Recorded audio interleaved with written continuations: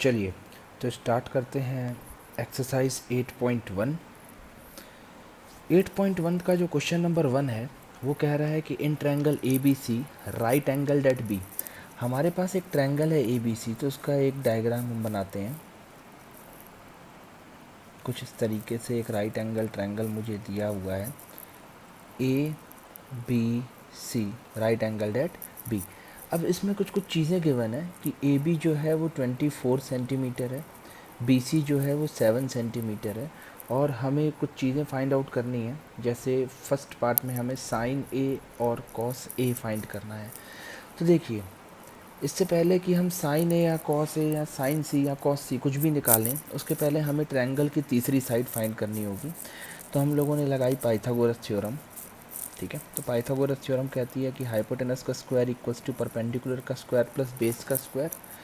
Hypotenuse given नहीं है, perpendicular 24, base 7। Hypotenuse का square will be equals to 24 का स्क्वायर होता है 576, ये हो जाएगा 49। हाइपोटेनस का square will be equals to 625, that means hypotenuse will be equals to under root of 625, और I can say the hypotenuse is 25 centimetre. अब मुझे ये हाइपोटेनस मिल चुकी है 25 सेंटीमीटर। अब जो इस क्वेश्चन का फर्स्ट पार्ट है उसमें मुझे साइन ए निकालना है और मुझे कॉस ए निकालना है। दैट मीन्स मुझे सारी चीज़ें इस एंगल के लिए देखनी है। ठीक है, तो जैसे कि मुझे पता है कि साइन का फॉर्मूला होता है perpendicular upon hypotenuse. Angle A के हिसाब से बी सी जो है वो परपेंडिकुलर हो जाएगा और ए सी जो है वो बेस हो जाएगा। दैट मीन्स 7/25 आंसर होगा। कॉस ए का जो फॉर्मूला होता है वो बेस अपॉन हाइपोटेनस होता है। ठीक है, बेस होगी ए बी, एंगल ए के लिए हम देख रहे हैं, हाइपोटेनस है ए सी, दैट मीन्स ये हो जाएगा 24/25। सेम चीज़ अगर हम एंगल सी के लिए देखेंगे तो देखिए क्या चेंजेस आएंगे। अब इस एंगल की बात ना करके हम लोग बात करेंगे एंगल सी की।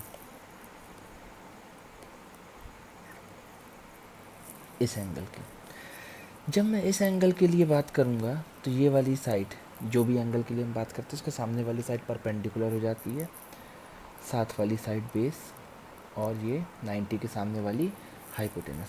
तो जब मैं इसका सेकंड पार्ट सॉल्व करूँगा और सेकंड पार्ट के लिए मैं जब साइन सी निकालूंगा तो फॉर्मूला तो परपेंडिकुलर अपॉन हाइपोटेनस ही रहेगा, लेकिन यहाँ पे परपेंडिकुलर चेंज हो जाएगी और हो जाएगी A B, hypotenuse is A C. तो साइन सी की जो वैल्यू होगी वो आएगी 24/25, वेयर एज अगर मैं कॉस सी की वैल्यू निकालूंगा तो वो हो जाएगी बेस अपॉन हाइपोटेनस, और एंगल सी के हिसाब से बेस जो है वो है बी सी, तो ये हो जाएगा B C upon A C, that means 7/25। तो ये हैं वो चार आंसर्स। चलिए मूव करते हैं क्वेश्चन नंबर 2 पे। क्वेश्चन नंबर 2 कह रहा है कि in the given figure find 10p minus cot R. ठीक, तो हमें यहाँ पे 10p और कॉट आर की वैल्यू निकालनी है, फिर उनका डिफरेंस पता करना है। लेकिन उसके पहले इस ट्रायंगल में भी दो साइड्स गिवन है, तीसरी साइड गिवन नहीं है, तो तीसरी साइड हम फाइंड आउट कर लेते हैं। तो यहाँ पे अगर मैं पाइथागोरस थ्योरम लगाऊंगा तो ये हो जाएगा पी आर का square equals to P Q का स्क्वायर प्लस क्यू आर का स्क्वायर। पी आर ये मुझे दिया हुआ है 13, तो 13 का square equals to P Q is 12, तो 12 का स्क्वायर प्लस क्यू आर का स्क्वायर।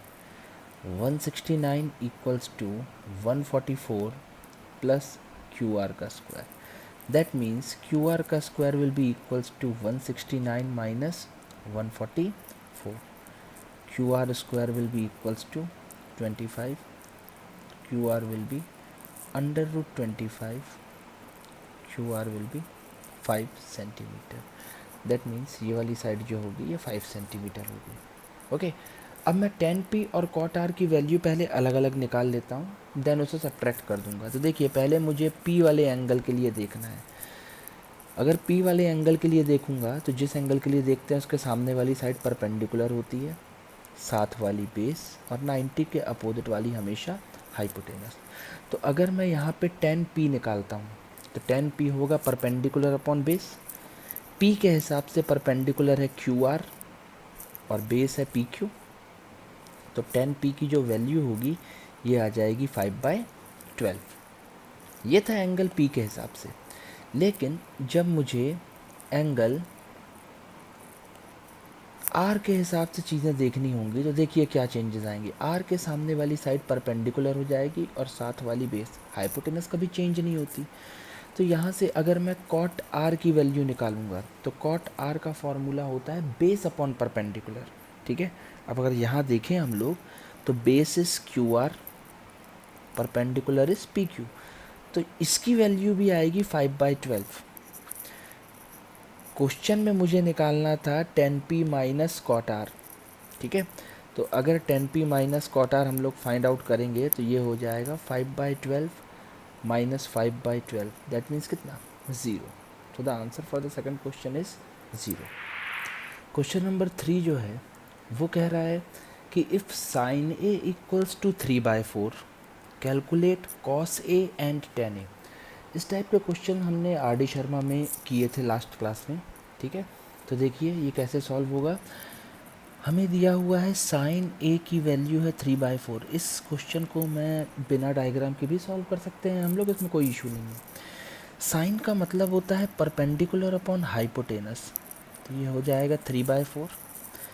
ये रेशियो है ना, तो परपेंडिकुलर को मैं कह सकता हूँ कि perpendicular will be equals to 3k where k is some constant and hypotenuse will be equals to 4k। ठीक है, पाइथागोरस थ्योरम लगा रहे हैं हम यहाँ पे। पाइथागोरस थ्योरम कहती है h² equals to p² plus b²। h यानी 4k का square equals to p, that means 3k का स्क्वायर प्लस बेस हमें नहीं पता, तो ये हो जाएगा 16k² equals to 9k² plus b²। और I can write that b² will be equals to 16k² minus 9k²। b² की जो वैल्यू होगी वो हो जाएगी 7k², यानी जो b की वैल्यू होगी वो हो जाएगी √7k², या फिर मैं कह सकता हूँ कि b की वैल्यू होगी √7k। ठीक है, अब देखिए मुझे परपेंडिकुलर मिल चुका है जो मुझे पहले से ही पता था 3k था, हाइपोटेनस भी है मेरे पास 4k, और अब मैंने बेस भी कैलकुलेट कर लिया है जो कि है √7k। ठीक है, तो अब देखिए मैं सारे क्वेश्चंस जो हैं वो निकालने की कोशिश करूँगा। Cos a base upon hypotenuse, that means √7k upon 4k। तो जो रेशियो आएगा वो आएगा √7/4। ठीक है, सेम उसी तरीके से अगर मैं tan a फाइंड आउट करूं तो tan a हो जाएगा perpendicular upon base, perpendicular is 3k, base is √7k, तो tan a जो ट्रिग्नोमेट्रिक रेशियो है वो आ जाएगा 3/√7। क्वेश्चन नंबर 4 कह रहा है कि given 15 cot a equals to 8, find sine a and sec a। तो देखिए ये भी लास्ट क्वेश्चन जैसा ही है। हमें दिया हुआ है 15 cot a इक्वल्स टू 8। 15 जो है ये cot a के साथ मल्टीप्लाई में है, अगर इसे राइट हैंड साइड में शिफ्ट कर दिया जाए तो ये हो जाएगा 8/15। cot का फॉर्मूला होता है बेस अपॉन परपेंडिकुलर 8/15, यानी मैं कह सकता हूँ कि बेस जो होगी वो होगी 8k, परपेंडिकुलर इज 15k। ये क्वेश्चन हम लोग RD शर्मा में कर चुके हैं। हाइपोटेनस हमें निकालनी है, पाइथागोरस थ्योरम अप्लाई करते हैं। हाइपोटेनस का स्क्वायर इक्वल्स टू परपेंडिकुलर का स्क्वायर प्लस बेस का स्क्वायर। हाइपोटेनस हमें नहीं पता है, perpendicular is 15k, base is 8k। Hypotenuse का स्क्वायर इक्वल्स टू ये हो जाएगा 225k² प्लस 64k²। हाइपोटेनस का square will be equals to 289k²। Under root of 289 जो होता है वो 17 होता है, तो ये आ जाएगा h इक्वल्स टू 17 के। अब मेरे पास परपेंडिकुलर है जो कि है 15 के, बेस भी है जो कि है 8 के, और मैंने हाइपोटेनस को भी फाइंड आउट कर लिया है जो कि है 17 के। मुझे साइन ए की वैल्यू निकालनी है। साइन ए जो होता है वो होता है परपेंडिकुलर अपॉन हाइपोटेनस, तो ये हो जाएगा 15 के अपॉन हाइपोटेनस इज 17 के से के कैंसिल हो गया, तो ये आ गया 15 अपॉन 17। और सेक ए की जो वैल्यू होती है वो होती है हाइपोटेनस अपॉन बेस, तो ये हो जाएगा 17 के upon base, that means 8 k. The answer will be 17 upon 8। Next question is question number 5। इसमें दिया हुआ है कि given sec theta equals to 13 upon 12, calculate all other trigonometric ratios. That means हमें सेक थीटा दिया हुआ है और हमें sine theta, cos theta, tan theta, cosec theta, cot theta, पाँचों के पाँचों रेशियोज फाइंड आउट करना है। सेम लास्ट क्वेश्चन जैसे ही इसे कंटिन्यू करेंगे। देखिएगा, सेक थीटा दिया हुआ है 13 अपॉन 12। सेक थीटा का मतलब होता है हाइपोटेनस अपॉन बेस। ठीक है, मैं कह सकता हूँ कि मुझे हाइपोटेनस दी है 13 के और बेस दिया हुआ है 12 के। अगर मैं यहाँ पे पाइथागोरस थ्योरम लगाऊँ, ठीक है, तो देखिए क्या होता है। हाइपोटेनस का स्क्वायर इक्वल्स टू परपेंडिकुलर का स्क्वायर प्लस बेस का स्क्वायर। हाइपोटेनस इज 13 के, तो 13 के का स्क्वायर इक्वल्स टू परपेंडिकुलर का स्क्वायर जो कि मुझे गिवन नहीं था, बेस दैट मीन्स 12 के का स्क्वायर। तो ये हो जाएगा 169 k square equals to P square plus 144 k square. P square की वैल्यू हो जाएगी 169 k square minus 144 k square, that means P square is equals to 25 k square. p equals to under root of 25 k square, यानी p की value हो जाएगी 5 के। ठीक है, अगेन मेरे पास परपेंडिकुलर आ गया है 5 के, बेस मुझे पहले से पता था 12 के, और हाइपोटेनस भी मुझे पहले से पता था, दैट इज़ 13 के। ठीक है, अब मुझे निकालना क्या क्या है, सब कुछ निकालना है। साइन थीटा फॉर्मूला होता है परपेंडिकुलर अपॉन हाइपोटेनस, यानी 5 के अपॉन 13 के, दैट मीन्स 5 अपॉन 13। मुझे कॉस भी निकालना है। कॉस थीटा फॉर्मूला होता है बेस अपॉन हाइपोटेनस, बेस है 12 के, हाइपोटेनस है 13 के, आंसर विल बी 12 अपॉन 13। मुझे टेन थीटा भी फाइंड आउट करना है। Tan theta will be equals to perpendicular upon base, that means 5 k upon 12 के, यानी 5 अपॉन 12। मुझे कोसेक थीटा भी फाइंड आउट करना है। हाइपोटेनस अपॉन परपेंडिकुलर, यानी 13 के अपॉन 5 के, 13 अपॉन 5। सेक थीटा तो मुझे ऑलरेडी गिवन है, तो मुझे उसे दोबारा निकालने की ज़रूरत नहीं है। मैं कॉट थीटा निकाल देता हूँ। Cot theta will be equals to base upon perpendicular, that means 12 k upon 5 k, which will be equals to 12 upon 5। Answer. Next question is question number 6। Question number 6 बोल रहा है कि if angle A and angle B are acute angles such that cos A equals to cos B, then show that angle A equals to angle B. Okay, थोड़ा सा ध्यान दीजिएगा। मान लीजिए मेरे पास एक राइट एंगल ट्रायंगल है, ठीक है। इस राइट एंगल ट्रायंगल में ए और बी एक्यूट एंगल्स हैं। अब मैं मान लेता हूँ कि एंगल सी 90 डिग्री है, ठीक है। अब यहाँ पे मुझे दिया हुआ है कि कॉस ए और कॉस बी इक्वल है। अब ध्यान से देखिएगा, पहले मैं कॉस ए की वैल्यू निकालना चाहूँगा।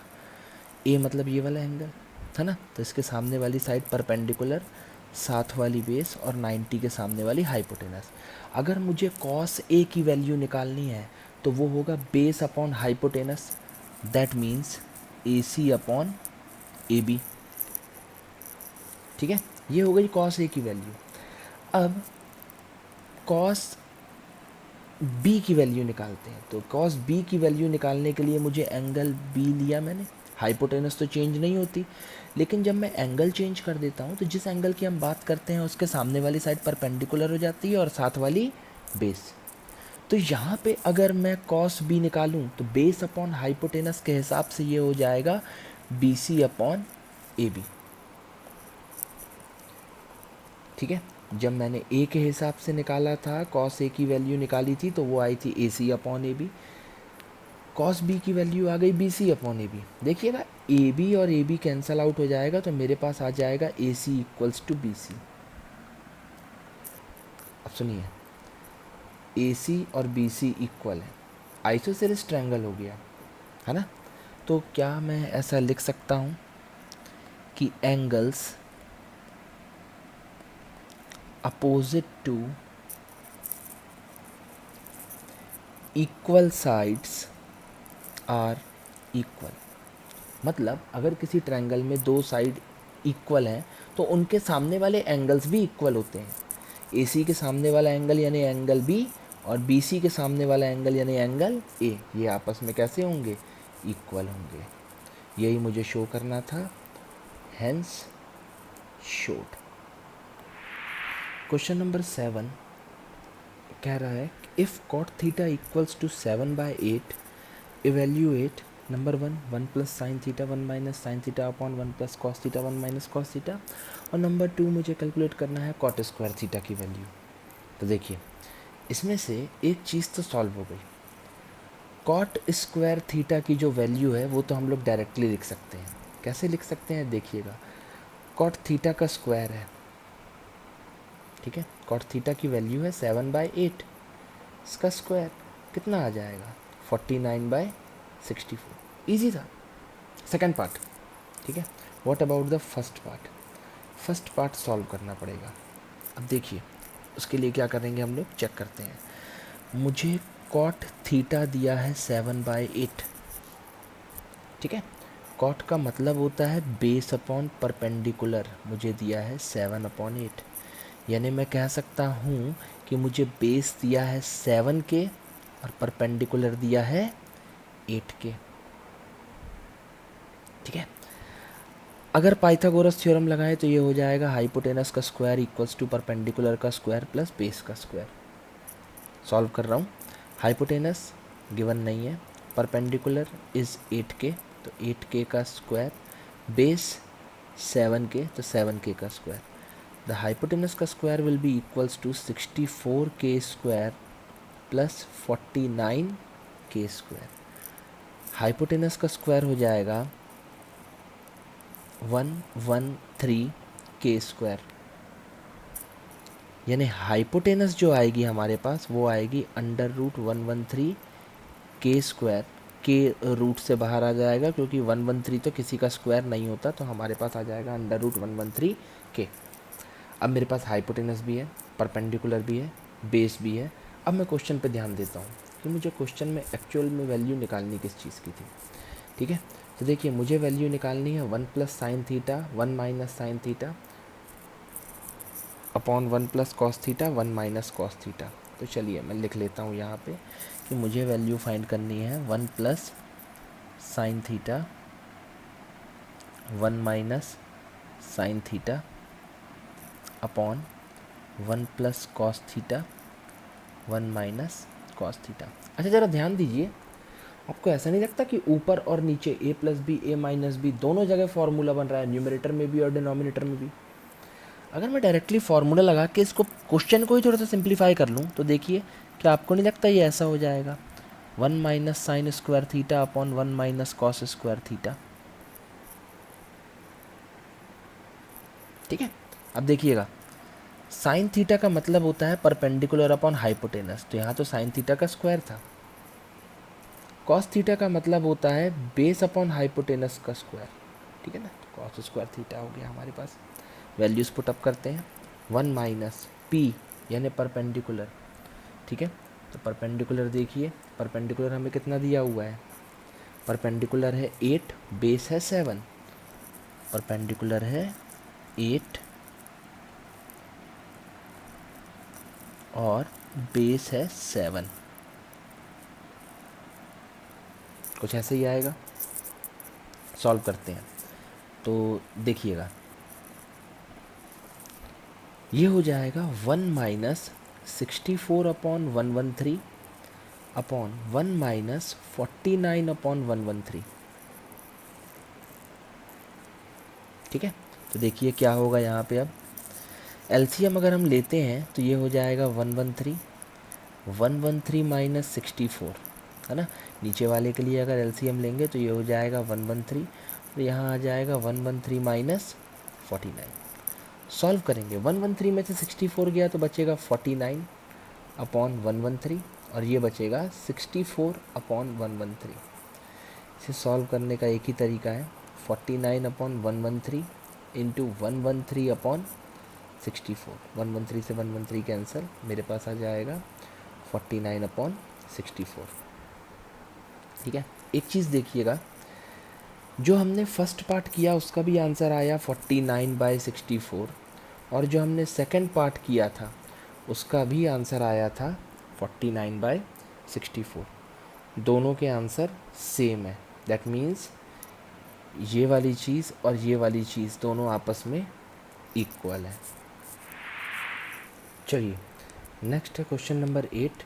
If 3 cot A equals to 4, check whether 1 minus 10 square A upon 1 plus 10 square A equals to cos square A minus sine square A. ठीक है, तो हमें 3 cot A इक्वल 4 दिया है, तो मैं बोल सकता हूँ कि cot A इक्वल्स टू हो जाएगा 4/3। cot का मतलब होता है बेस अपॉन परपेंडिकुलर, तो ये हो जाएगा 4/3। मैं कह सकता हूँ कि बेस आएगा 4 के, परपेंडिकुलर आएगा 3 के। ठीक है, पाइथागोरस थ्योरम लगाते हैं, हाइपोटेनस का स्क्वायर इक्वल्स टू परपेंडिकुलर का स्क्वायर प्लस बेस का स्क्वायर, तो ये हो जाएगा हाइपोटेनस का स्क्वायर इक्वल्स टू परपेंडिकुलर यानी 3k का होल स्क्वायर प्लस 4k का होल स्क्वायर। हाइपोटेनस का square will be equals to 9k square plus 16k square. Hypotenuse का square equals to 25k square. Hypotenuse equals to √25k square, और I can say that hypotenuse is 5k। सब चीज़ें मुझे मिल गई। ठीक है, अब मुझे दो वैल्यूज़ फाइंड आउट करनी है। एक पहली वैल्यू जो मुझे निकालनी है वो निकालनी है 1 minus 10 square A upon 1 plus 10 square ए की। ठीक है, चेक करता हूँ कितनी आती है वैल्यू। देखिएगा, 1 माइनस 10 मतलब परपेंडिकुलर अपॉन बेस का होल स्क्वायर अपॉन 1 प्लस नीचे भी 10 है तो परपेंडिकुलर अपॉन बेस का होल स्क्वायर। देखिएगा मैं वैल्यूज़ पुट अप कर रहा हूँ। 1 माइनस परपेंडिकुलर इज़ 3 के है, लेकिन मुझे पता है कि वो बेस वाले के से कट जाएगा, तो 3/4 का होल स्क्वायर, के से के कैंसिल आउट हो जाएगा, नीचे आ जाएगा 1 प्लस 3/4 का होल स्क्वायर। ये हो जाएगा 1 माइनस 9/16 अपॉन में आएगा 1 प्लस 9/16। जब हम इसका एलसीएम लेके इसे सॉल्व करेंगे तो ये एलसीएम में आएगा 16, ये हो जाएगा 16 माइनस 9 अपॉन में अगर देखें तो एलसीएम में 16, ये आ जाएगा 16 प्लस 9। ठीक है, और आगे अगर हम लोग बढ़ें, ठीक है, और इसको चेकआउट करें तो 16 माइनस 9 कितना हो जाएगा। ठीक है, और नीचे अगर देखें तो 16 प्लस 9 कितना हो जाएगा। ठीक है, अब देखिएगा ये हो जाएगा 7/16 इंटू 16/25। 16 से 16 कैंसल आउट हो गया, हमारे पास आ गया 7/25। दैट मीन्स अगर हम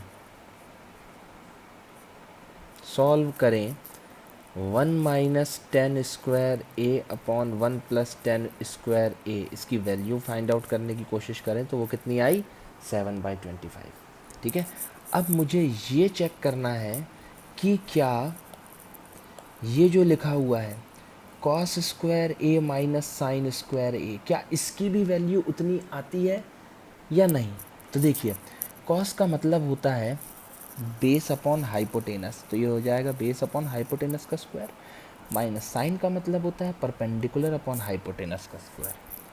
तो देखिएगा बेस, ठीक है, बेस मुझे यहाँ पे दिया हुआ है, बेस है 4k, ठीक है, तो मैंने लिख दिया 4 अपॉन हाइपोटेनस है 5, k और k तो कैंसिल हो जाएगा, ठीक है, परपेंडिकुलर यानी 3, हाइपोटेनस इज 5। तो ये हो जाएगा 16/25 माइनस 9/25। एलसीएम लूँगा तो 25 ही आएगा, ये हो जाएगा 16 माइनस 9, 16 माइनस 9 इज 7।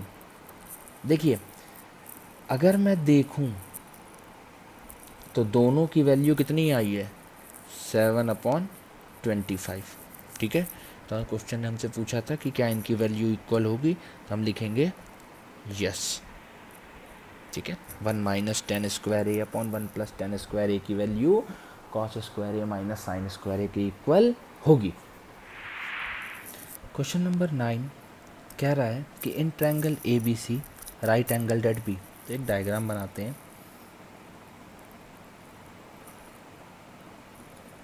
ये एक राइट एंगल ट्रायंगल है ए बी सी। मुझे tan a की वैल्यू दी है 1/√3।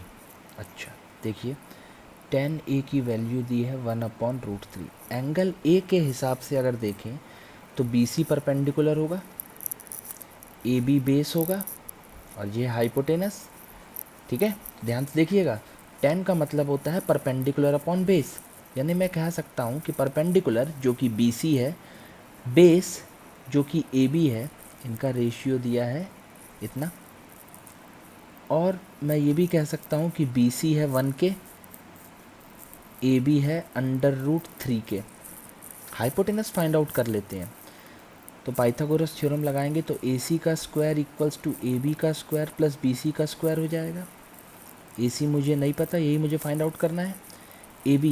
AB मुझे दिया हुआ है √3k का स्क्वायर प्लस BC मुझे दिया हुआ है 1k का square.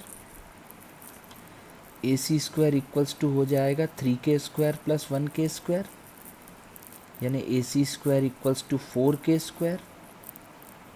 AC will be √4k square, AC will be 2k, ठीक है। मैं ये सारी चीज़ें इस डायग्राम में मेंशन कर देता हूँ। देखिए AC आया है 2k, ठीक है, BC है 1k, AB है √3k, ठीक है। अब इस क्वेश्चन में जितनी भी चीज़ें चाहिए हैं मैं उन सब की वैल्यू पहले ही फाइंड आउट कर लेता हूँ ताकि मुझे बाद में कोई प्रॉब्लम ना जाए, ठीक है।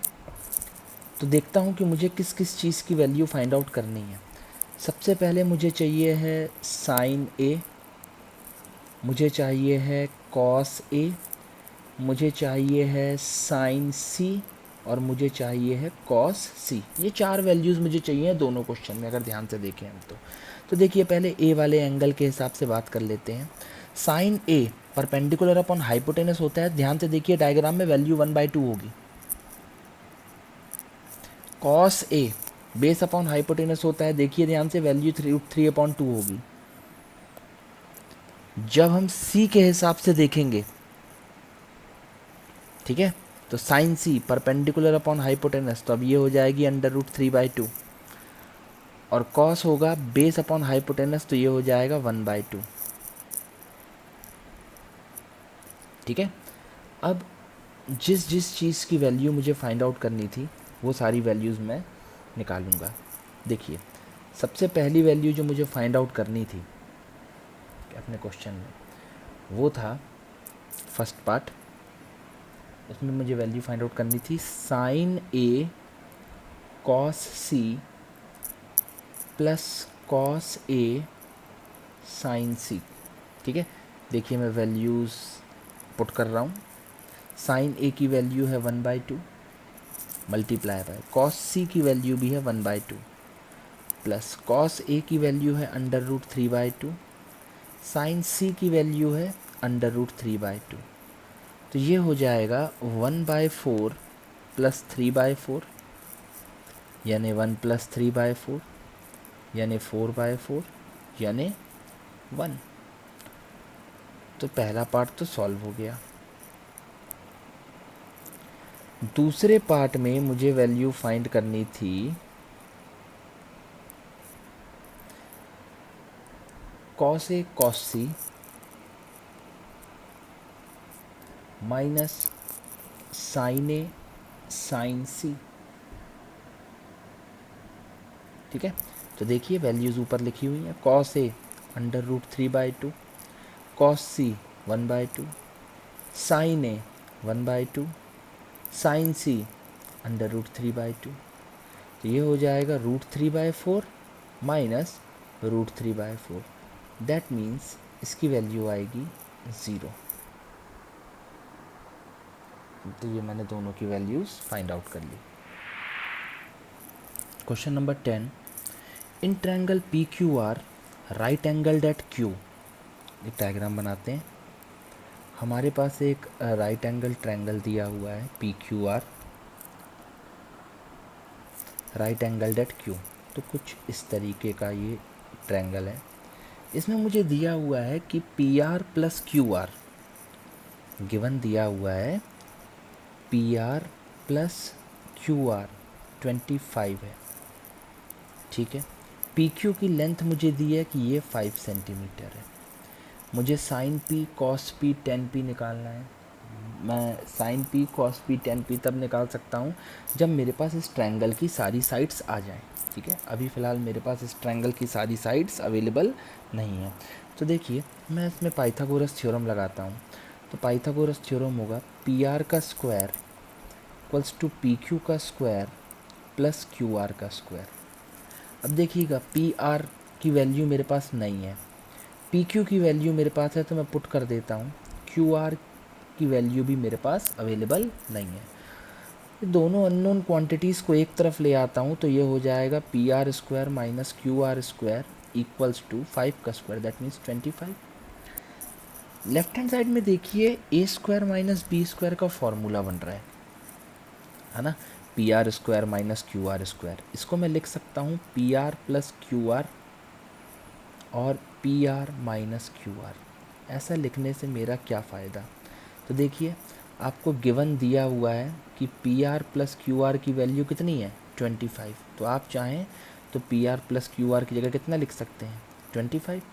अब क्या बचा आपके पास P R minus Q R equals to 25। अब देखिए ये 25 यहाँ P R minus Q R के साथ मल्टीप्लाई में है, अगर वहाँ जाएगा तो डिवाइड हो जाएगा। तो हमारे पास आ जाएगा 25/25, यानी मैं कह सकता हूँ कि P R minus Q are की वैल्यू कितनी आ गई 1। अब ध्यान से सुनिएगा, क्वेश्चन ने मुझे P R plus Q are की वैल्यू दी थी, इसे मैंने इक्वेशन नंबर 1 मान लिया। P R minus Q are की वैल्यू मैंने खुद निकाल ली, इसे मैंने इक्वेशन नंबर 2 मान लिया।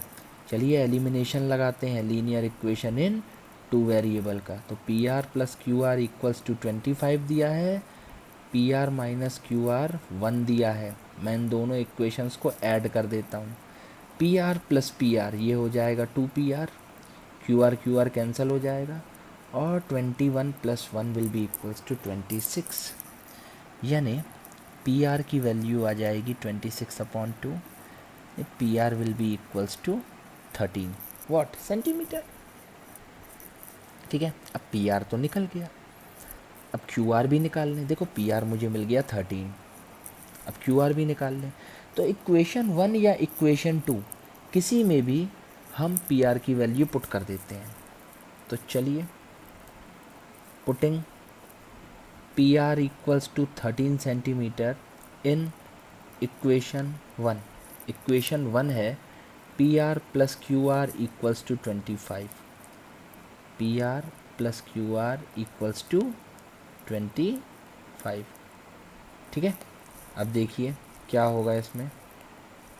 पी आर की जगह मैंने उसकी वैल्यू पुट कर दी 13, तो ये हो जाएगा 13 + Q R equals to 25। Q R will be equals to 25 minus 13, यानी Q R will be equals to 12 centimetre. ठीक है, इस वैल्यू को भी हम पुट कर देते हैं डायग्राम में, ज़रा देखिएगा।